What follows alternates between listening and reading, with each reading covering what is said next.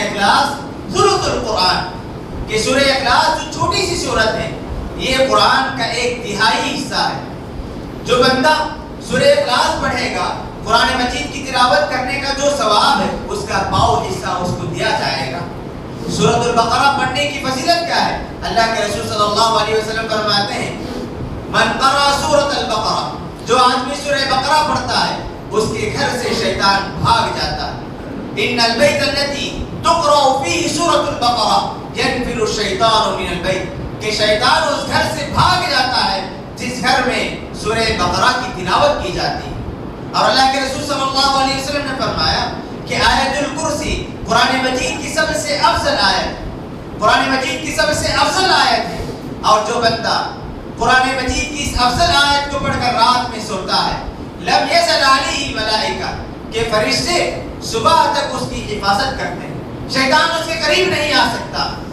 جو بندہ رات میں سونے سے پہلے آیت الکرسی پڑھ کر سوئے، اللہ کے رسول نے فرمایا کہ اللہ تبارک و تعالیٰ فرشتوں کو اس کی حفاظت کے لیے بھیج دیتے ہیں، شیطان اس کے برے خواب نہیں دکھائے گا، اس کے دلوں میں وسوسہ نہیں ڈالے گا، اللہ رب العالمین کے حکم سے فرشتے اس کی حفاظت کرتے ہیں۔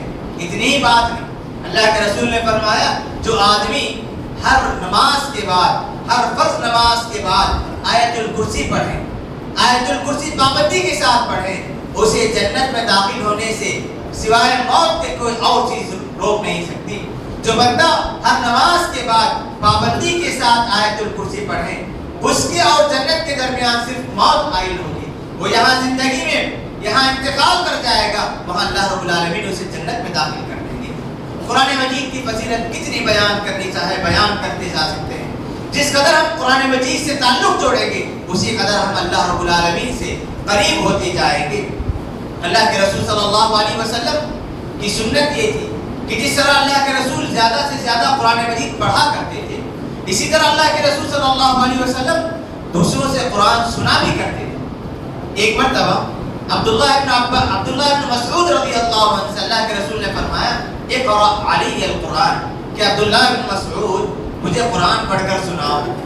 عبداللہ ابن مسعود نے کہا کہ اللہ کے رسول قرآن مجید آپ پر نازل ہوا اور آپ قرآن مجید کے سب سے بہترین قاری ہیں، آپ سے بہتر کوئی اور پڑھ نہیں سکتا، میں آپ کو پڑھ کر سناؤں۔ اللہ کے رسول نے فرمایا میرا دل چاہتا ہے کہ میں کسی اور سے قرآن مجید سنوں۔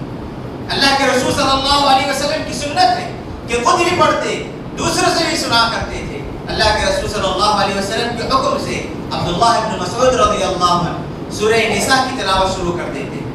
آدھا پارہ سننے کے بعد جب عبداللہ ابن مسعود رضی اللہ عنہ فَكَيْفَ إِذَا جِئْنَا مِنْ كُلِّ أُمَّةٍ بِشَهِيدٍ وَجِئْنَا بِكَ عَلَى هَؤُلَاءِ شَهِيدًا، اللہ نے اس آیت میں کہا کہ اس وقت کیا حالت ہوگی، ہر امت سے ایک آدمی کو ہم گواہ بنا کر لائیں گے اور ساری امت پر آپ گواہ رہو گے۔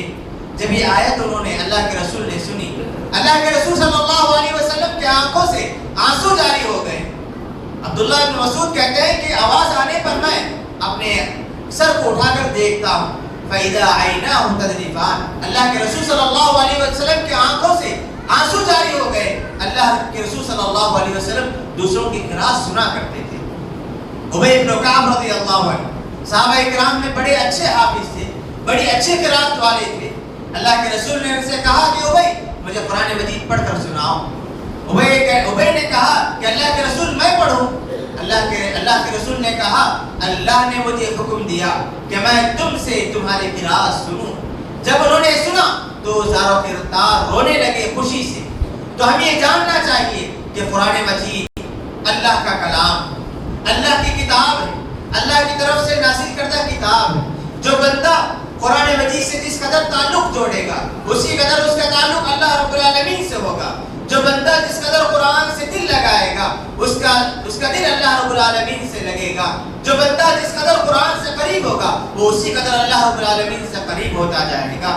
اگر ہم قرآن مجید کو چھوڑ دیں گے، اس کی تلاوت کو چھوڑ دیں یا اس کو سننا چھوڑ دیں یا اس پر غور کرنا چھوڑ دیں یا اس پر عمل کرنا چھوڑ دیں، کل روز قیامت اللہ کے رسول صلی اللہ علیہ وسلم ہماری شکایت اللہ کے پاس کریں گے، ہماری شکایت کریں گے اور کہیں گے یا قوم اتخذونی هذا القرآن مہجورا، یا ربی ان قوم اتخذوا هذا القرآن مہجورا، کہ پروردگار میری اس قوم نے قرآن مجید کو چھوڑ دیا تھا۔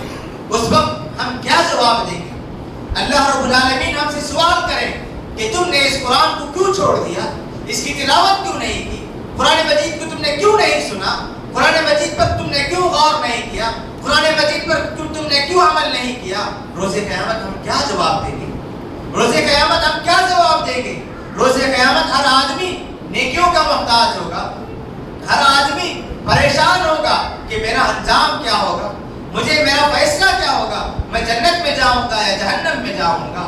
اگر ہم نے قرآن مجید کے حقوق ادا نہیں کیے، کل روز قیامت ہمارے قدم ڈگمگا جائیں گے، اللہ رب العالمین کے سوالوں کا جواب نہیں دے پائیں گے۔ اس کے برعکس جو آدمی قرآن سے اپنے آپ کو تعلق جوڑ لے، قرآن ہماری سفارش کرے گا، قرآن ہماری سفارش کرے گا۔ جب اللہ کے رسول صلی اللہ علیہ وسلم دوسرے لوگوں کی شکایت کریں گے کہ پروردگار اس نے قرآن مجید کو چھوڑ دیا، ایسے موقع پر قرآن مجید پڑھنے والے کو قرآن مجید آ کر سفارش کرے گا کہ پروردگار اس بندے کو تو معاف کر، پروردگار اس بندے کے تعلق سے میری سفارش قبول کر۔ کتنے خوش نصیب ہوں گے اس وقت، کس قدر خوش قسمت ہوں گے اس وقت جب قرآن مجید ہماری سفارش کرے اور اللہ رب العالمین قرآن مجید کی سفارش کی وجہ سے ہمارا فیصلہ جنتیوں میں کر دے۔